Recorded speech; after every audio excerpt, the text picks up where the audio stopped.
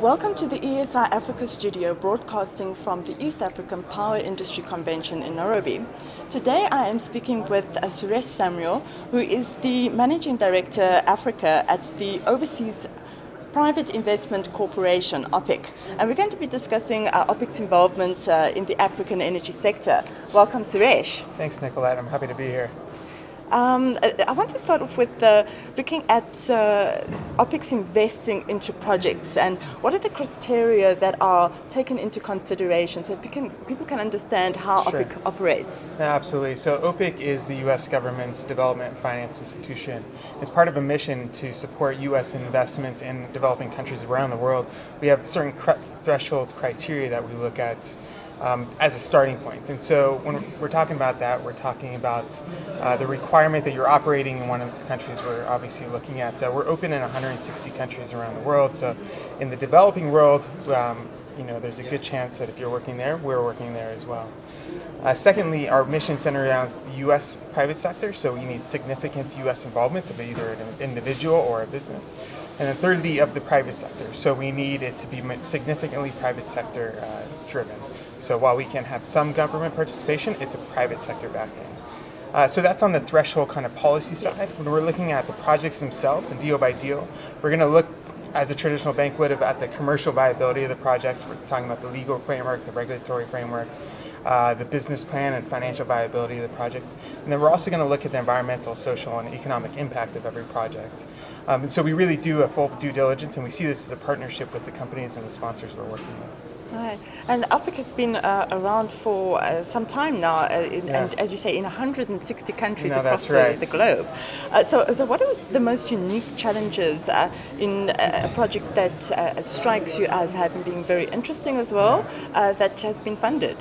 Yeah, so unique challenges, we, having worked in 160 countries around the world, we often end up being in support of projects that they're either first in their sector to move forward in the country or at those early stages. And we also worked in post-conflict countries which have their own challenges. So those can be difficult projects to put together. And we hope that being the first will make the second and the third easier.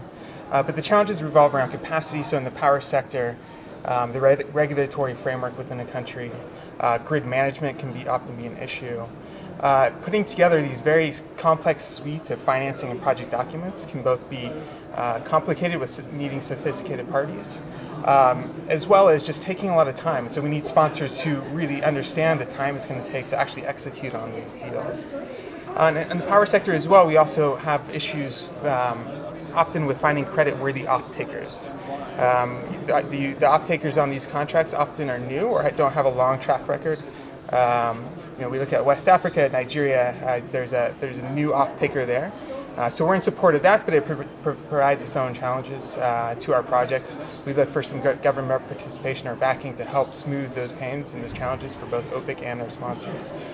And so we do see these as our common trends, but of course, this is the nature of the business we're in, and we tend to find ways to support projects.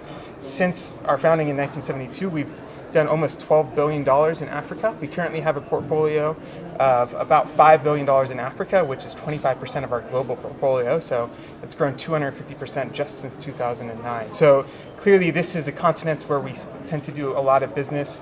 I've actually just relocated to Nairobi to open up our East Africa office, really a demonstration of our commitment to this region and to the continent as a whole. And so while there's these challenges, we tend to find ways to work through them with our partners. Mm-hmm. You talk about the time frame of a project is sometimes also very challenging. Yeah. And I believe that you've got some new projects in the pipeline. Yeah. Can you tell us a bit about them and maybe also touch on the time frame that you're looking at? Yeah, so we continue to look at projects in the pipeline, particularly in the power sector. So under President Obama's Power Africa initiative, we've been quite active in power over the last few years. I don't want to talk about specifically new projects. We're looking at projects here in Kenya, in the renewable sector, and then across industries. We work outside the power sector as well. Examples of recent projects we've announced and approved. In Senegal, we just approved a 158 megawatt wind farm. We're providing $250 million of financing support as well as $70 million of reinsurance to the project to help get that off the ground. We have the Kapeto wind farm here in Kenya, which is a 100 megawatt wind farm that's moving forward, as well as on the smaller scale, mini-grid and off-grid. So in mini-grid, there's a project called the Cloverfield Project with Power Hive and First Solar as the sponsors, and that's providing mini-grids to up to 100 villages here in Kenya. So it's a really interesting project. And then also on the financial access side, we're supporting Sun Funder to provide financing for off-grid projects throughout the region. Right, so it's basically the full spectrum of the energy sector that you're looking at. Yes, very much. So everything from large on-grid utilities to off-grid and mini-grid, we're very much in support of all these technologies. Right, and all technologies as well. We're very much in support of all of the above approach, but we tend to focus on those renewables. We do gas transactions as well. And what is your link? What is OPIC's link between the US Trade and Development Agency in Sub-Saharan Africa? Yeah, so USTDA and OPIC are two separate agencies under the US government. OPIC supports the private sector development and private sector investment in projects in emerging economies, while USTDA really supports US businesses' exports to these through project planning and feasibility facilities. We do have a partnership with USTDA, with OPIC, and with the U.S. Department of State called the Africa Clean Energy Finance Facility. This is a facility that really works to provide early stage grant support for those project planning and feasibility studies. To date, we've committed an initial $20 million to 32 projects, and that's really catalyzing up to 400 megawatts of projects. And this is all clean energy focused, and that's just here on the continent. And hopefully these are projects that turn into projects that we can finance over the long term with our products and provide political risk insurance that really fall into the sweet spot of OPIC's long-term tools. All right. So lastly, you're going to be sitting on a panel here at the East African Power Industry Convention, addressing the audience, looking at de-risking geothermal energy development. What is your message going to be around whether or not you can actually de-risk geothermal? Yeah, de-risking geothermal, I think, is a long and a big conversation, and certainly a challenging one.